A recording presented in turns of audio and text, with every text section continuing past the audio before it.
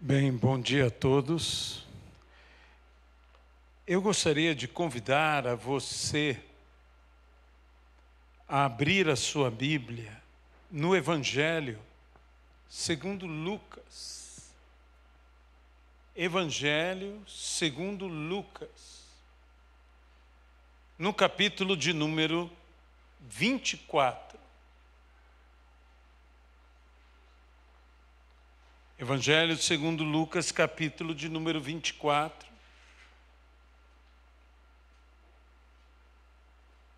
E versículo de número 32. Não é verdade que o coração, e disseram um ao outro. Não é verdade que o coração nos ardia no peito, quando ele falava pelo caminho, quando nos explicava as Escrituras. Então, uma vez mais, não é verdade que o coração nos ardia no peito, quando ele nos falava pelo caminho, quando nos explicava as Escrituras. Amado e querido Deus, abençoa-nos nesta manhã, falando aos nossos entendimentos e aos nossos corações. Que o Senhor possa ministrar a cada um de nós e possa realmente nos conduzir a sermos verdadeiras testemunhas do Senhor. Derrama sobre nós o teu Espírito e acende sobre nós a chama, para que ela, Senhor, se manifeste e possamos ser colocados no lugar em que Deus deseja que estejamos, a fim de que possamos iluminar a todos que se encontram na sala. No nome de Jesus Cristo. Amém e amém. Esse texto é muito interessante porque ele literalmente, quando ele fala ardia no peito, a ideia é que o coração estava em chamas quando eles ouviram Jesus falar, quando eles ouviram a exposição das Sagradas Escrituras.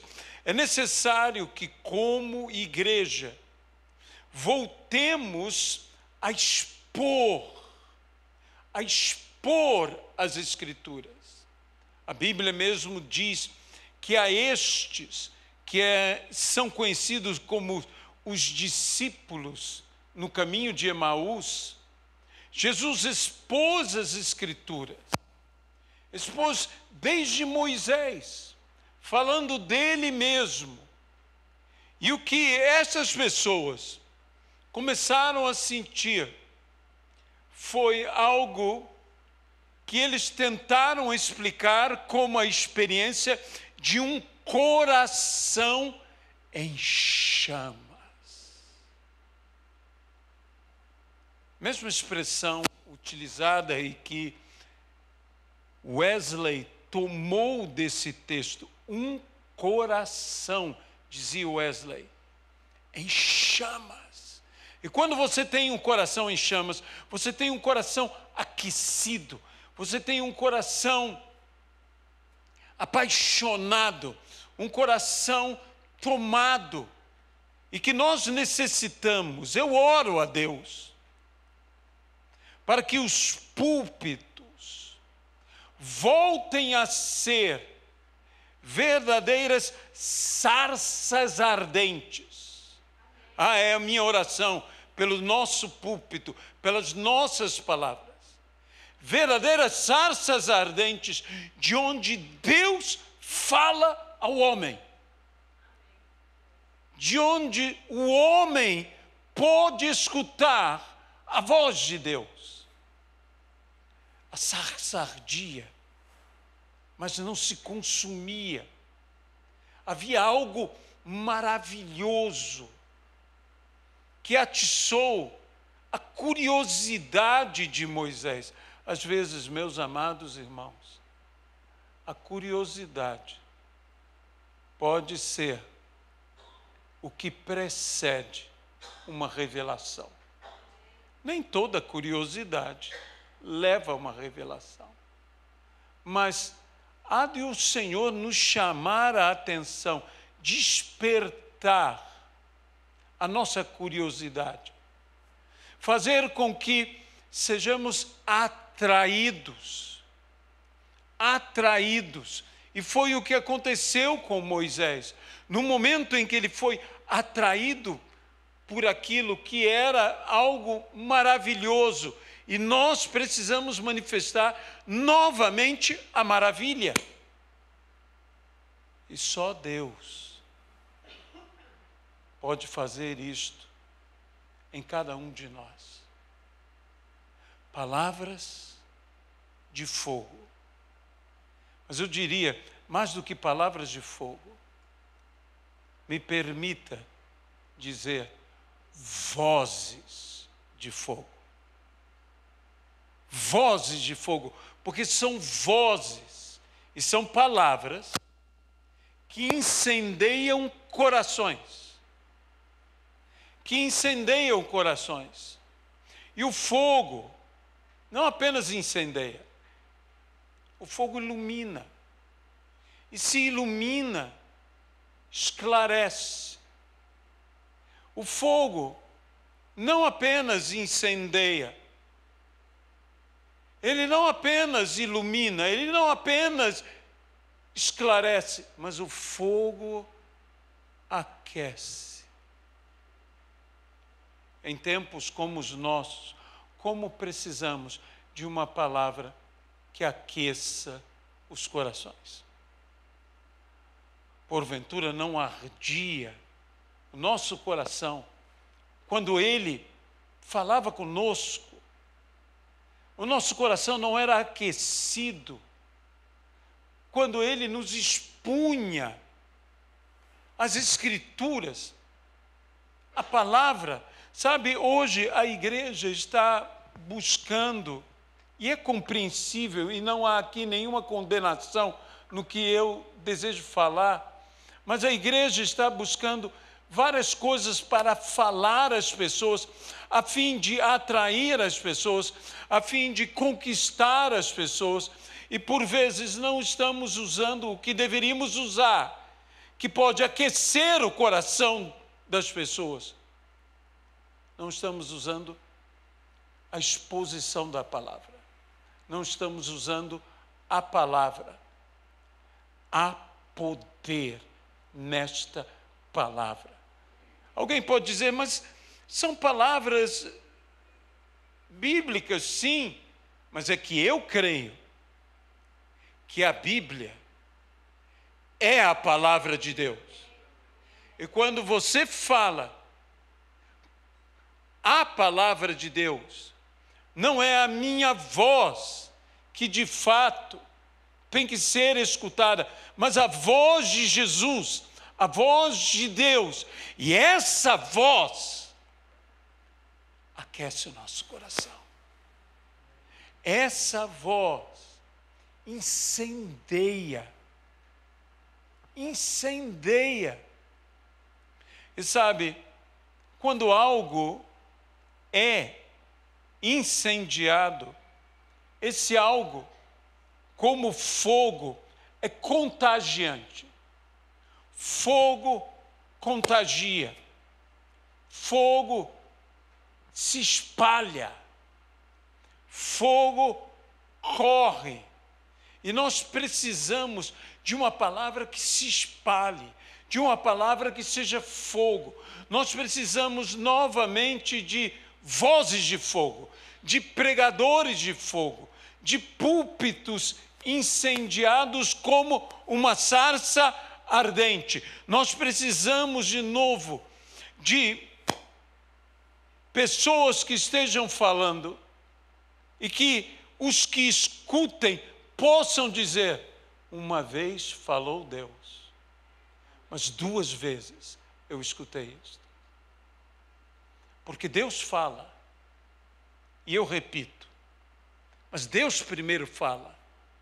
E Deus fala a você, e Deus fala a mim, e Deus fala a cada um de nós, e o nosso coração começa a se sentir diferente. Como foi naquele dia? Eles estavam sem esperança. Quando Jesus os encontrou no caminho de Emaús, eles estavam sem esperança. A Bíblia diz que eles estavam tristes. Há tantos motivos, por vezes, para nos entristecermos. Talvez uma decepção, uma frustração, uma dor, um sofrimento. Eles disseram: nós esperávamos que ele fosse, mas já é o 3º dia que ele foi sepultado. Eles estavam destruídos em sua esperança, derrubados na sua fé. Eles estavam saindo de Jerusalém, aonde se chocaram com tudo o que aconteceu. Nenhum deles esperava que Jesus fosse tomado, embora Jesus tivesse dito. Embora Jesus tivesse prevenido. Mas nenhum deles, de fato, estava preparado. Sabe, muitas vezes nós somos prevenidos sobre o dia mau. Isso não quer dizer que nós estejamos preparados para o dia mau. Prevenidos fomos. Então esses homens estavam ali, tristes, indo pelo caminho, talvez cabisbaixos, talvez olhando, sem conseguir mais olhar para a frente. Quando você está derrubado, como eles estavam derrubados, você tem muita dificuldade de olhar para frente, de ter uma visão de futuro. Porque para você ter uma visão de futuro, você tem que ter esperança. E se você não tem mais esperança, você tem no muito uma visão dos seus próprios pés, de onde você está. E onde você está não é onde você gostaria de estar. Mas você, por vezes, nós não conseguimos erguer os olhos, não conseguimos olhar para o horizonte, porque estamos tristes. O nosso olhar olha para o chão, olha para os pés. Mas Jesus se aproxima e aquece o coração. E a Bíblia diz: ardia. E se ardia, havia chamas. E se a boca fala do que está cheio o coração, um coração em chamas só pode falar palavras em chamas. Palavras de fogo. Sabe, João, o Batista, ele disse: eu vos batizo com água para arrependimento. Mas o que vem depois de mim, se referindo a Jesus Cristo, é mais poderoso do que eu não sou digno de, me abaixando, desatar-lhe as sandálias. Ele vos batizará com o Espírito Santo e com fogo. Como entender? Porque uma coisa, ser imerso na água, outra coisa ser imerso no Espírito, no azeite, que é símbolo do Espírito Santo. É uma coisa. Sou completamente ungido. Nenhuma parte de mim não é ungida. E a unção é algo tão interessante, me refiro ao Espírito, porque o azeite, chamado azeite da unção, era uma obra de perfumista, de modo que aquele que é ungido não consegue esconder a sua unção. Há algumas pessoas que me parece que quando se perfumam igual. Eu não sei se você já viu isso, aqueles que se enchem de perfume. Eu confesso o meu pecado, eu faço isso. Eu pego o perfume, taco na cabeça, taco no corpo e na calça e saio exalando aquele cheiro. E sabe, embora nós não possamos talvez ver a unção, nós podemos perceber a unção. Porque há um cheiro, há um perfume da unção. Ninguém que é ungido consegue se esconder. Eu não consigo me esconder. O perfume me condena. Sabe, há algumas pessoas que quando ele está chegando, porque o perfume o precede, há um aroma da unção de Deus que tem que nos preceder. Nos preceder. Mas diz, ele vos batizará com o Espírito Santo e com fogo. Por que com fogo? Alguns creem que esse batismo com fogo é um juízo. Um dos textos diz que a palha é tomada e lançada ao fogo. O fogo que não se apaga. Se fala de juízo e de um juízo eterno. Quando nós o tomamos e o aceitamos como nosso Senhor e Salvador, vem o Espírito. Quando nós o rejeitamos, a consequência é que somos palha. E somos lançados ao fogo. Mas o fogo prova, a Bíblia diz, o fogo prova se é ouro, prova se é pedra preciosa, se é madeira, se é palha. Então esse fogo não é um fogo só de juízo ou condenatório. Esse é um fogo provador, que prova para saber do que consiste cada um. Se somos palha ou se somos ouro. E quando é ouro, o fogo não consome, o fogo purifica. O fogo purifica. E esse fogo é um fogo purificador.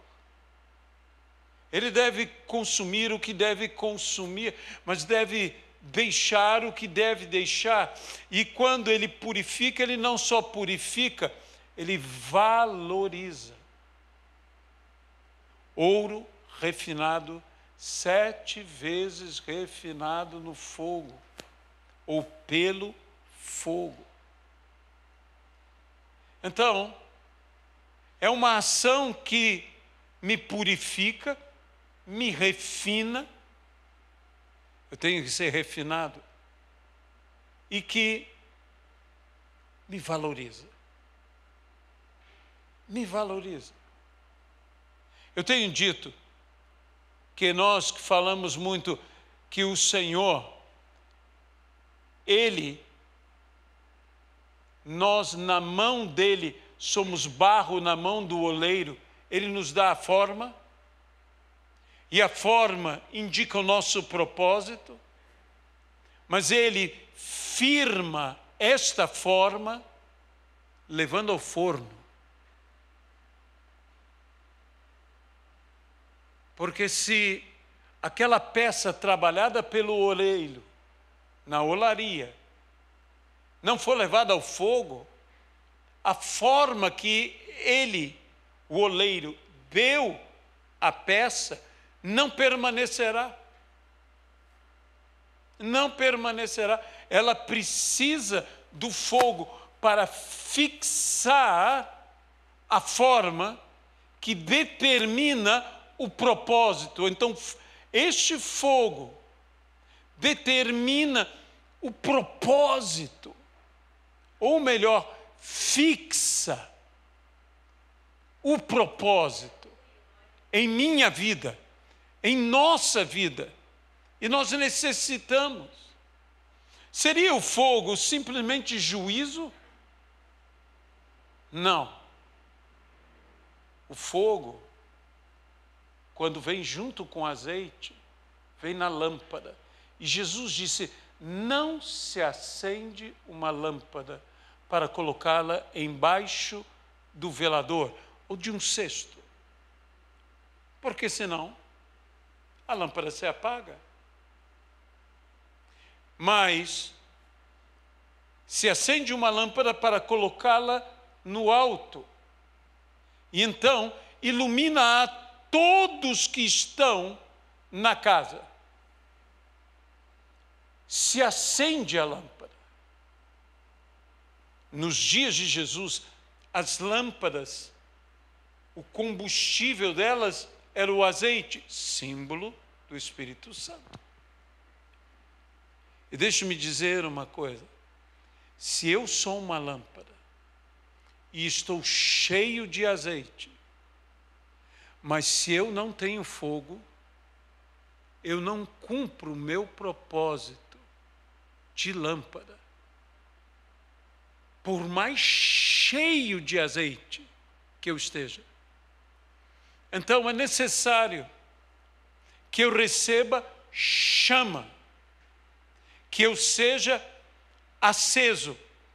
Em outras palavras, que seja ativado em mim o propósito da minha existência, o propósito de ser uma lâmpada, que seja ativada em mim. E isso é ativado por um fogo que ele acende em mim, não para me destruir, mas para ativar o propósito pelo qual eu existo. E não para me acendendo. Desculpe o trocadilho. Vai me acender. Porque não se acende uma lâmpada para colocá-la embaixo. Se acende uma lâmpada para colocá-la no alto. E deixe-me dizer outra coisa. Uma lâmpada não brilha para ser vista. Uma lâmpada brilha para que os outros vejam. Uma lâmpada não está ali para chamar a atenção, mas recebereis poder ao descer sobre vós o Espírito Santo, e sereis minhas testemunhas. Nós recebemos esse poder que nos capacita a sermos testemunhas de Jesus Cristo. Nós não recebemos esse poder para falarmos de nós mesmos. Nós não recebemos esse poder para produzir de alguma maneira uma autobiografia. Nós recebemos este poder para sermos como testemunhas oculares de Jesus Cristo, para falar com autoridade com autoridade. Como João, no Evangelho de João, diz: o que meus olhos viram, o que meus ouvidos ouviram, o que minhas mãos tocaram. Disso nós falamos. E por isso vocês sabem que o meu testemunho é verdadeiro. Nós recebemos a unção e nós recebemos o fogo para que todos saibam que o nosso testemunho é verdadeiro. Aleluia. O meu testemunho é verdadeiro. Eu não falo uma teoria. Eu falo vida. E falo de vida. Eu não estou expondo opiniões ou pensamentos, mas a verdade. A verdade que liberta. Meus irmãos, o problema da verdade que liberta é que a verdade, por vezes, para nos libertar, ela nos choca. Nós somos como que afrontados pela verdade. Por isso há aqueles que odeiam a verdade. Porque a verdade os desnuda. A verdade os confronta. A Bíblia diz que Jesus é a verdadeira luz que vinda ao mundo. E nós deveríamos dizer: puxa, luz que brilha e ilumina deve ser algo bom. Não pense que você será amado, porque você está brilhando e iluminando, para que os homens vejam. Porque quando estão no escuro, quando estão nas trevas, eles têm obras no escuro e nas trevas, são chamadas exatamente assim, obras das trevas, mas que ninguém vê, porque a escuridão esconde. É na escuridão que há perigos.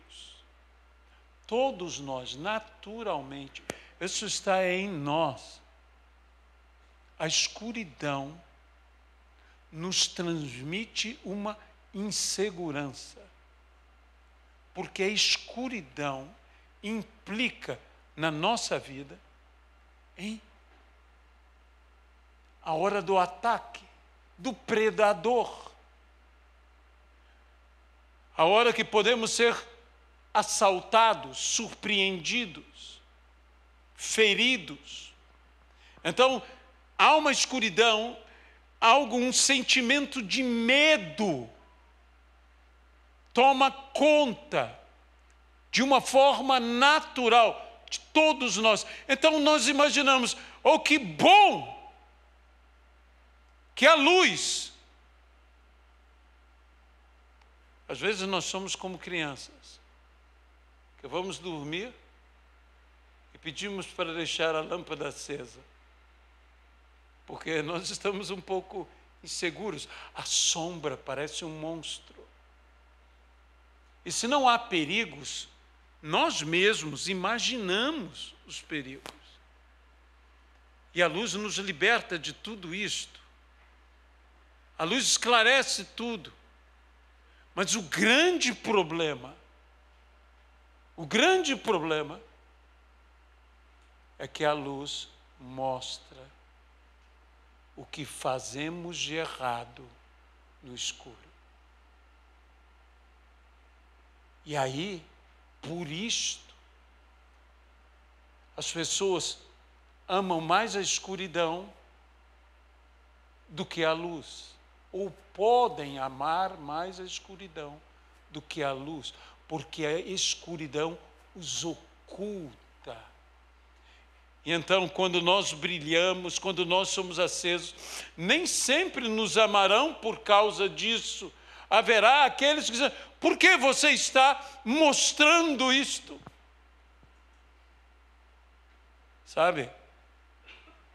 Às vezes a tua integridade, a tua bondade, a tua fidelidade, a tua lealdade expõe a falta de integridade, a falta de bondade, a falta de fidelidade, a falta de lealdade de outro. Porque nós entendemos muitas coisas por comparação, e quando nós vemos, por que este é santo? Por que este não é santo? O que está acontecendo? Por que isto é bondade? E por que isto é maldade? E então, aquilo que nós simplesmente deveríamos fazer para que os homens vendo as suas boas obras.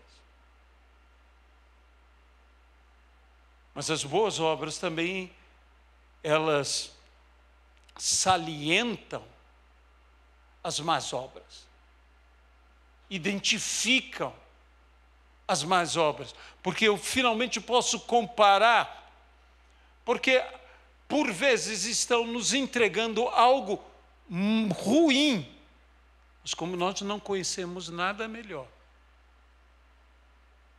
pensamos que é bom. Sabe, quando oferecem uma droga a uma pessoa, oferecem dizendo, isso é bom. E porque ela não conhece nada melhor, ela se entrega, se ilude, se engana e é enganada. Ela não apenas é enganada, ela também se engana. Ela também se ilude. Mas não é apresentado, tome isto, que isso irá destruir a tua vida. Não. É apresentado como algo bom. E muitos deles é porque não conhecem nada melhor. Nós estamos nessa época que até é o debate do podcast que a igreja está fazendo, setembro, que é o alerta, Setembro Amarelo, que é o alerta contra o suicídio, entre outras coisas, o suicídio. A pessoa que suicida não quer se matar, quer matar a sua dor. Ela quer, eu quero parar de sofrer. Eu tenho que fazer algo. Ela não tem opção. Deixe-me dizer uma coisa a você. Em algumas regiões da África, você pode encontrar uma mulher acusada de adultério, tendo dado à luz o seu filho ou filha, ter que subir na mais alta árvore da aldeia e jogar o seu filho do alto. Se a criança viver, é que ela é inocente. Se a criança morrer, é que ela é culpada. É muito difícil ser inocente. Basta uma acusação. Mas eu digo isso, eles não fazem isso porque são maus.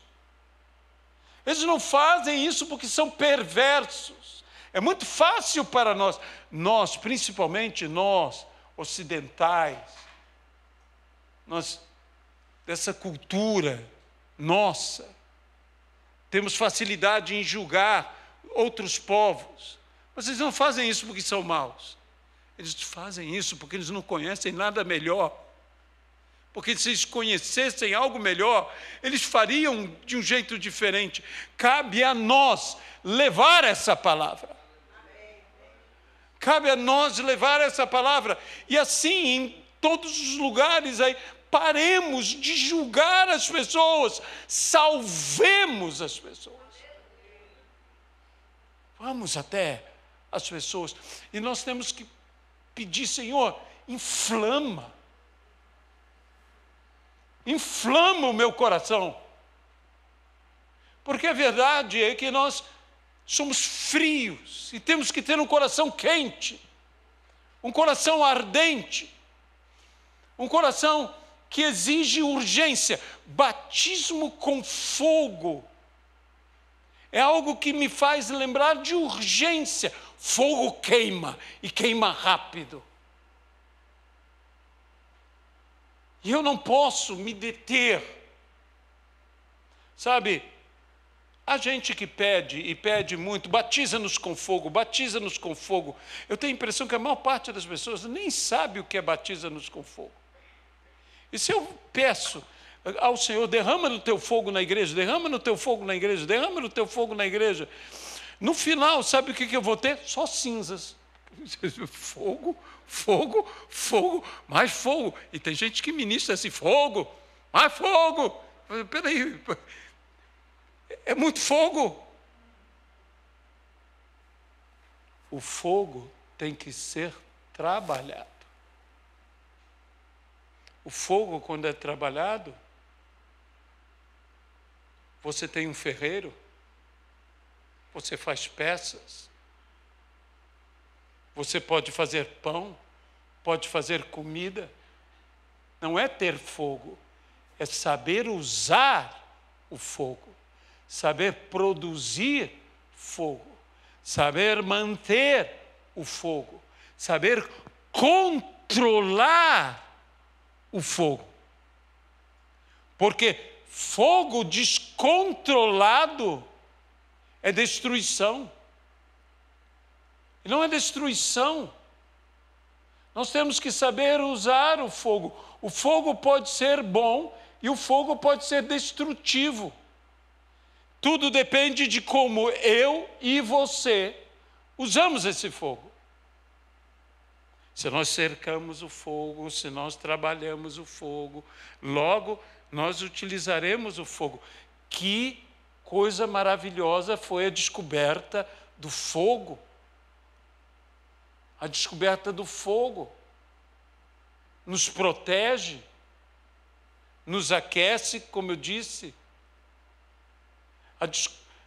O fogo pode trabalhar a nosso favor. Sim, batismo com fogo pode ser um juízo. E talvez eu precise de um juízo. Precise ser tratado. A Bíblia diz que Deus repreende e que Deus castiga aqueles que Ele ama. Eu sempre saliento nesse texto. Se Deus repreende e a pessoa cede, atendendo à repreensão e muda, Deus não vai castigar. Mas se a pessoa não muda, Ele castiga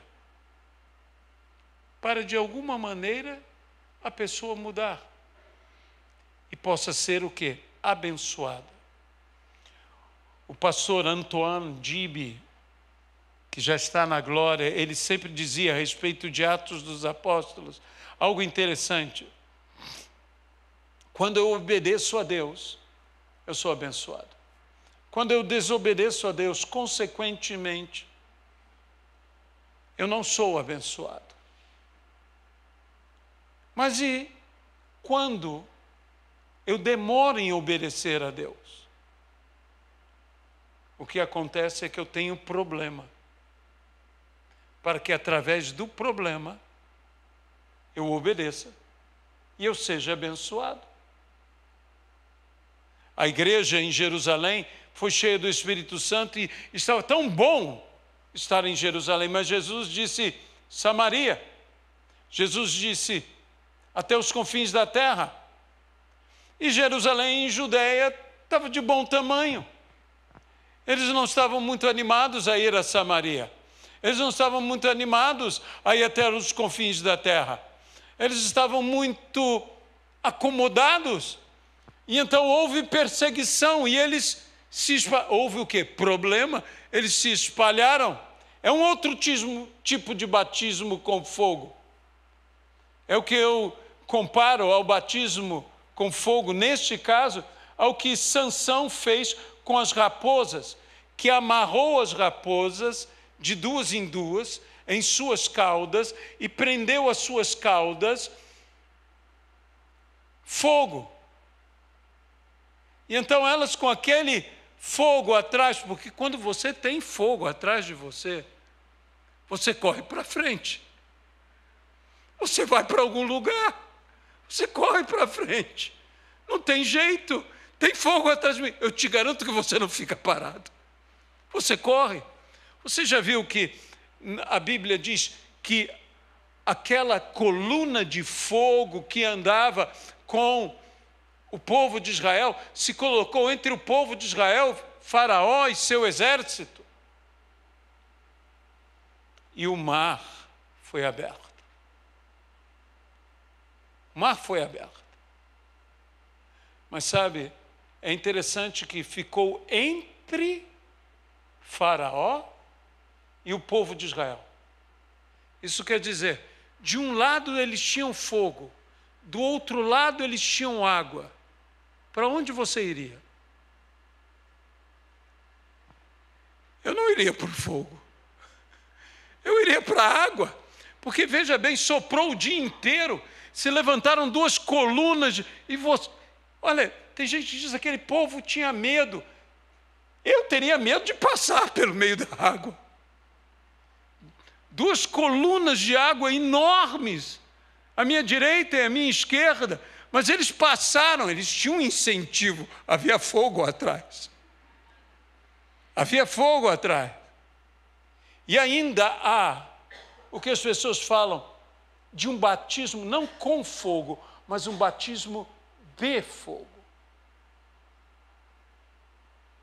Esse é um termo que nós usamos muito. Foi o batismo de fogo de fulano. Olha, hoje, ele foi o debut dele. Sabe, o batismo de fogo é algo interessante. Porque é algo pelo qual você não quer passar, mas depois de ter passado, você entende que tinha que passar. Quando eu era bem jovem, com 17 anos para 18 anos, eu tive que me apresentar ao serviço militar. E vieram dois sargentos, um da polícia do exército, outro dos paraquedistas. Vieram porque eu era um rapaz saudável, vamos dizer assim. De certa maneira, bem forte, eu era decatleta, fazia atletismo. E quando eles me viram, eles disseram, não, é meu.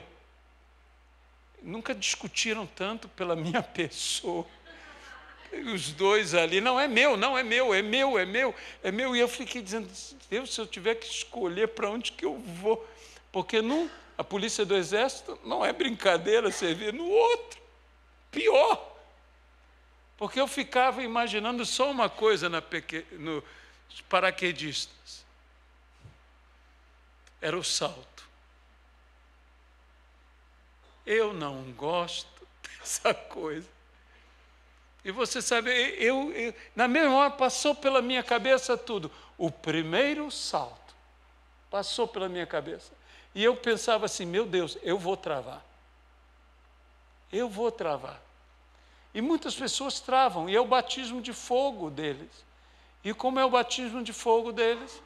É um pontapé no seu traseiro e eles caem. Eles caem. É opção. Ou abre o paraquedas ou já era. Lá, eles têm o batismo de fogo. E depois do batismo de fogo, saltar se torna natural. Porque eles vencem a insegurança, eles vencem o medo. Eu que não gosto, eu não gosto nem de montanha-russa.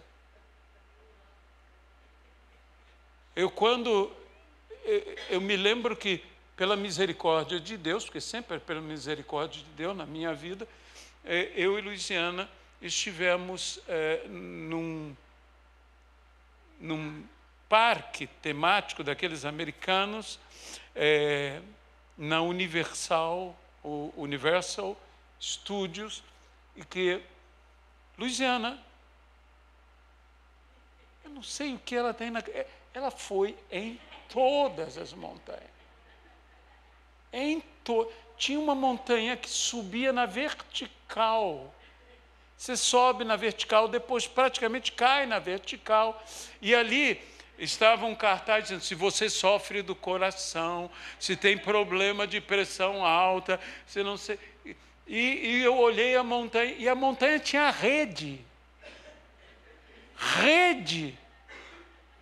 Porque as coisas caem. E disse: gente, esses caras são loucos. Isso é diversão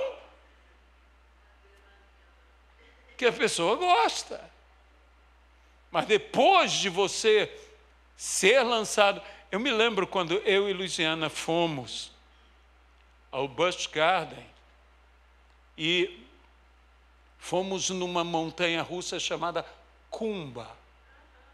Eu descobri por que o nome. É que quando você termina e sai da montanha russa, você cumba no chão. Por isso que a montanha se chama...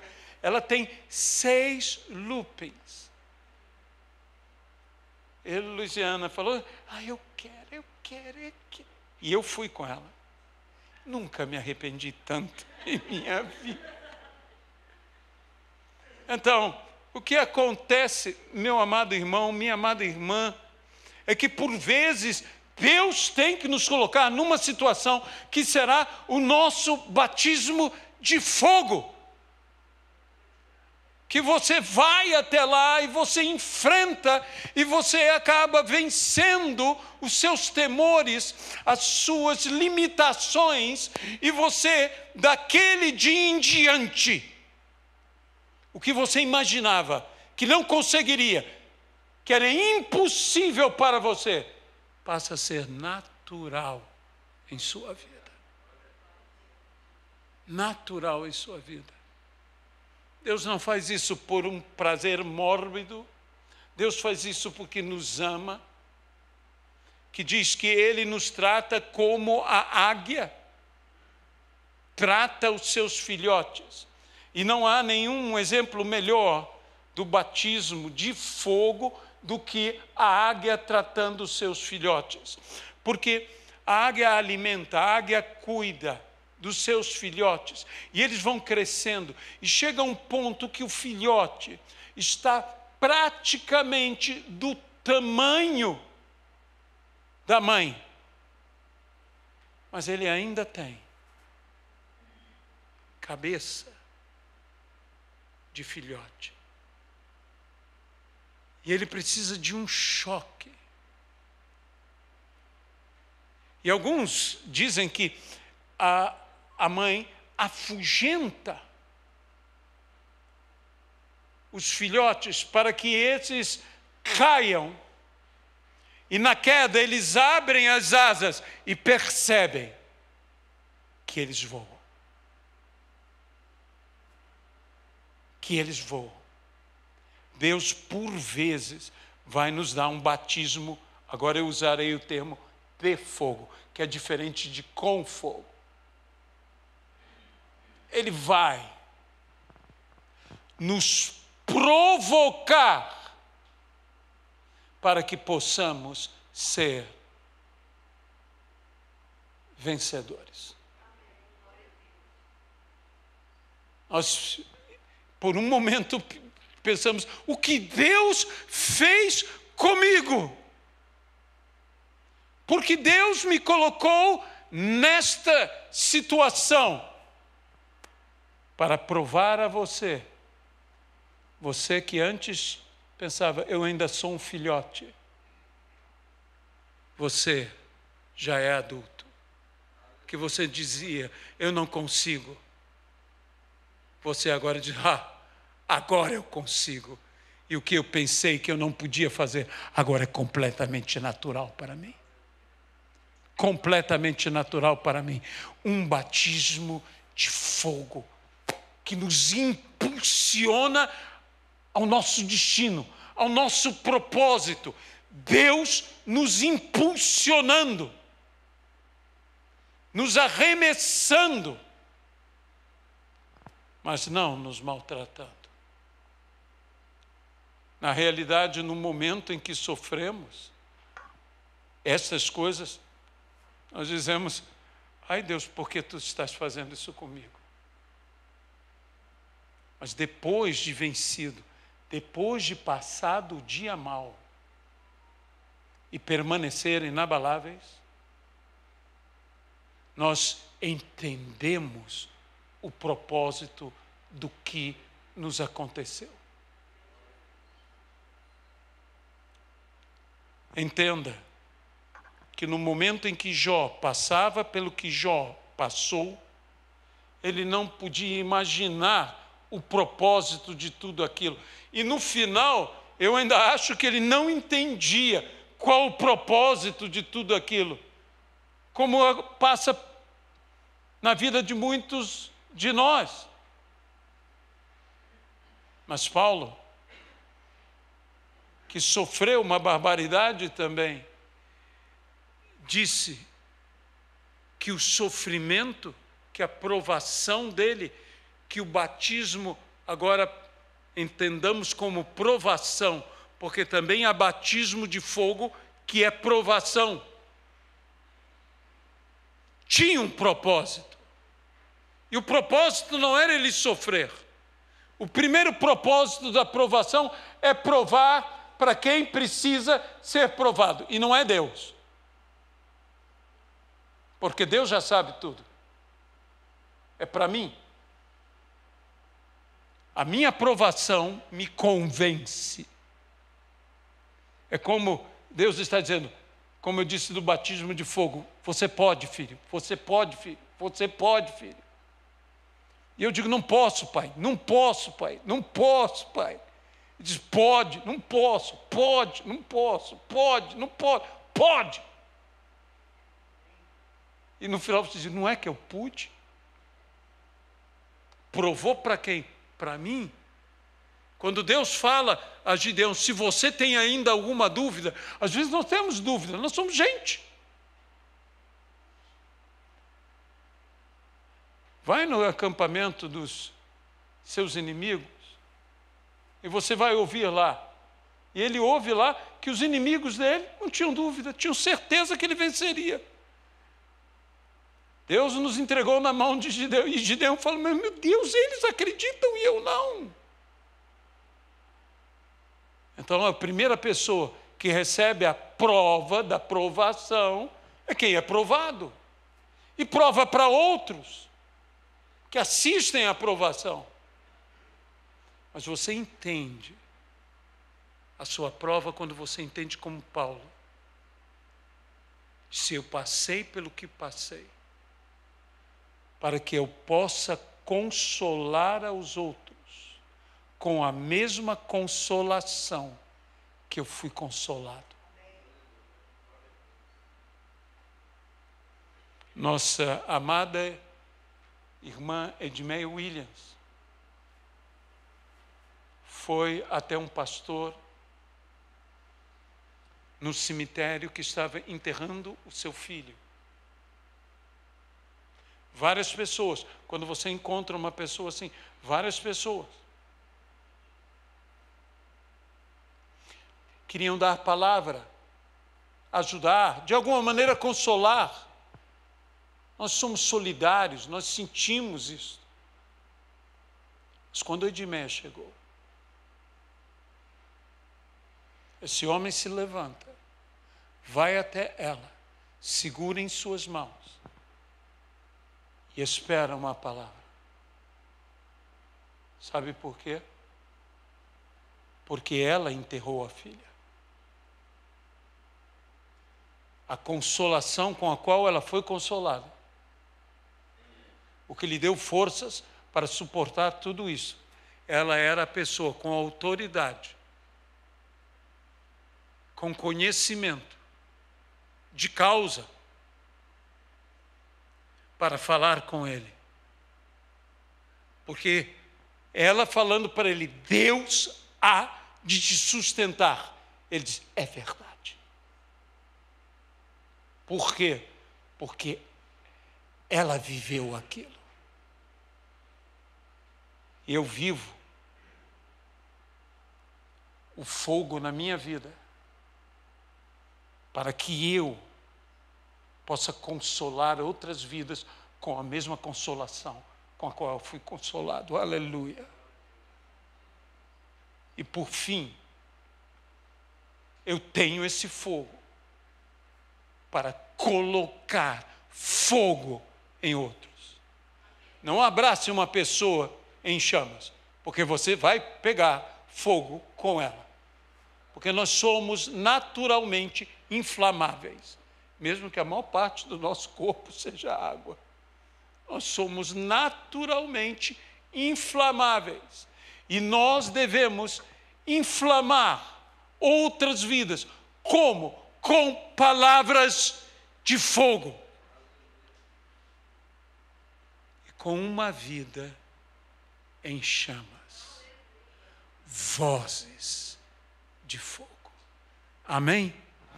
Senhor nosso Deus, nós entregamos esta humilde palavra.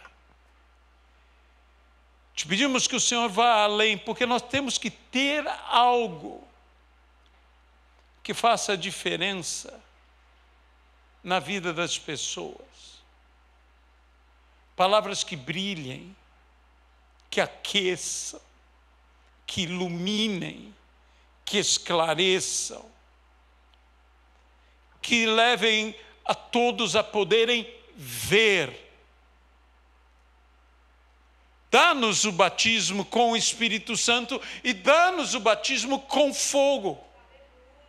Purifica-nos, limpa-nos, refina-nos, enriquece-nos.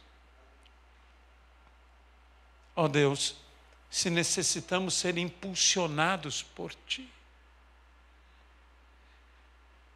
eis-nos aqui, Senhor. Impulsiona-nos. Que vejamos que aquilo que tanto temíamos, não precisamos temer mais, é natural em nós. Que possamos dizer, eu não sabia que eu poderia. Agora eu sei que eu posso. E que digamos como Paulo, eu tudo posso naquele que me fortalece. No nome de Jesus Cristo. Amém e amém.